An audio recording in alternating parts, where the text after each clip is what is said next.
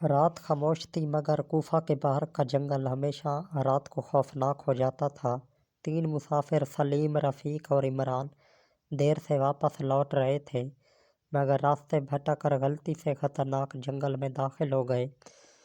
اس خطرناک جنگل سے داخل ہو گئے جہاں رات کے وقت خون خوار شیروں کا خول پھرتا تھا۔ ہوا میں وحشت اور قدموں تلے خشک ٹہنیاں ایسے احساس دلا رہی تھی جیسے ہر طرف موت گھوم رہی ہو۔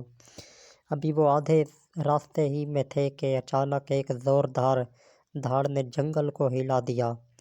سلیم کے ہاتھ سے مشعل گر گئی۔ رفیق نے کانپتی آواز میں کہا، یا اللہ یہ شیر ہیں، ہم پھنس گئے ہیں۔ تینوں نے پیچھے مڑ کر دیکھا تو درختوں کے بیچ سے 3 بڑے شیر نمودار ہوئے، آنکھوں میں خون، جسم میں طاقت اور دہاڑ میں غضب۔ شیر آہستہ آہستہ گھرتے ہوئے آگے بڑھنے لگے۔ تینوں آدمیوں کی سانسیں اٹک گئیں، قدم لڑکھڑا گئے، دعا کے سوا کوئی سہارا باقی نہ تھا۔ جیسے ہی پہلا شیر جھپکنے کو تیار ہوا، اچانک دور سے ایک گھوڑے کے قدموں کی آواز جنگل میں گونجی۔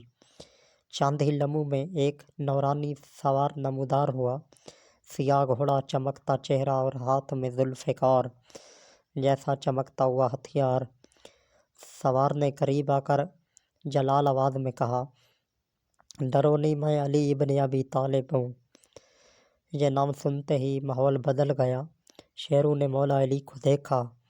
پہلا شیر فوراً سر جھکا کے پیچھے ہٹ گیا، دوسرا شیر خاموش ہو کر بیٹھ گیا، تیسرا شیر زمین پر لیٹ گیا جیسے کسی بادشاہ کے سامنے غلام جھکتا ہے۔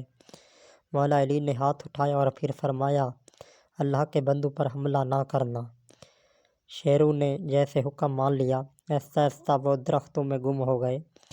تینوں آدمی روتے ہوئے مولا علی کے قدموں میں جھک گئے۔